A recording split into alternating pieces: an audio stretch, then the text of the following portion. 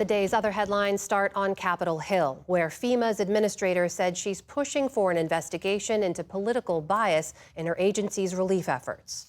Seems to me it's part of a mindset that's in government. This is the scary part. In two separate hearings today, House members grilled Deanne Criswell about a FEMA employee who was fired earlier this month.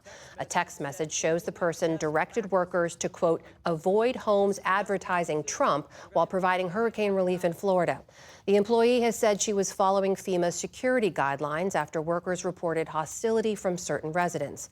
Republican lawmakers expressed concern that the employee's actions indicate widespread bias within the agency. She'd given multiple interviews where she claimed that avoiding politically hostile homes is commonplace throughout FEMA. Is this a practice at FEMA? Congressman, there is nothing in any of our policies, our training, or our information sent out to our field workers to avoid any home for whatever reason, especially not because of a political affiliation. The actions of this one individual are not representative of the work that we do at FEMA. Criswell has also said she ordered the Inspector General to do a full review of the incident in question. The hearings come a day after President Biden requested $40 billion in additional funding from Congress for FEMA's ongoing response to Hurricanes Helene and Milton.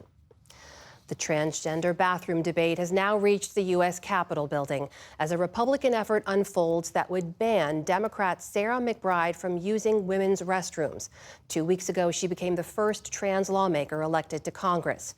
GOP Representative Nancy Mace wrote the resolution. Today, she told reporters the bill is specifically aimed at McBride. I have PTSD from the abuse I've suffered at the hands of a man, and I know how vulnerable women and girls are in private spaces. So I'm absolutely 100% going to stand in the way of any man who wants to be in a women's restroom, in our locker rooms, in our changing rooms. I will be there fighting you every step of the way.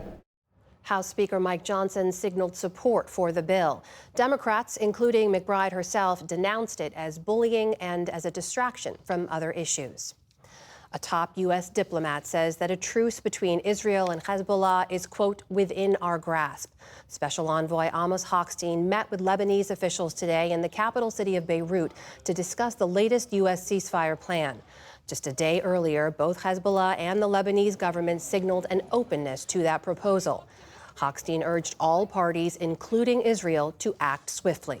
We have a real opportunity to bring this conflict to an end.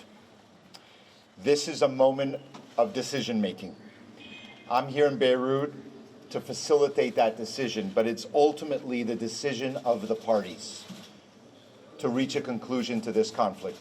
It is now within our grasp. Just hours before today's talks, an Israeli airstrike killed 5 people in central Beirut. It was the third strike on the heart of Lebanon's capital in just the last 2 days. Separately, Iran has reportedly increased its weapons-grade uranium stockpile despite international demands to scale back its nuclear program.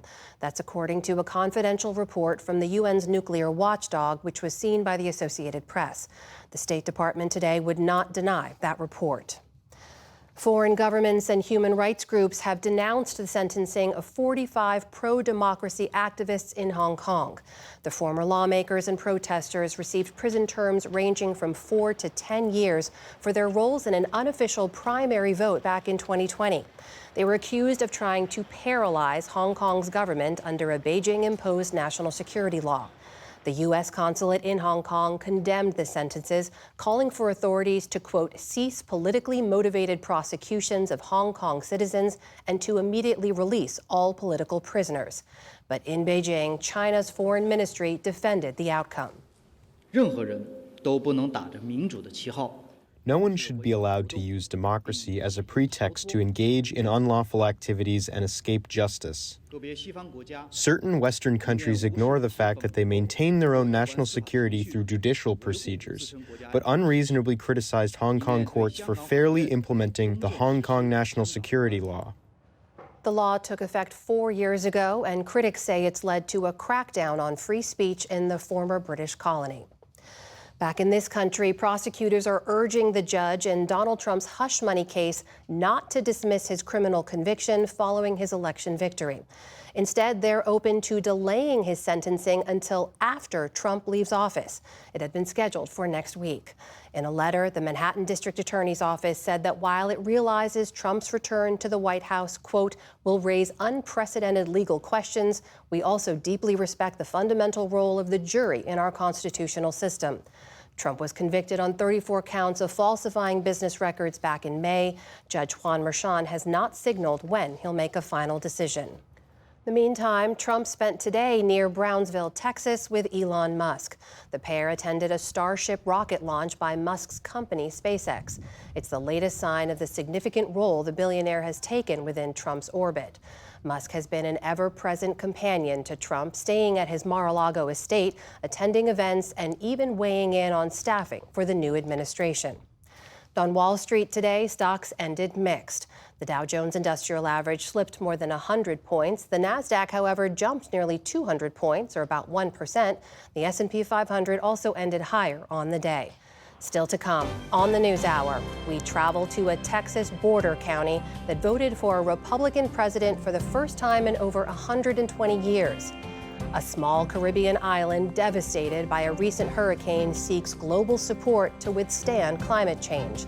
And columnist Peggy Noonan's new book about what the United States is and what it could be.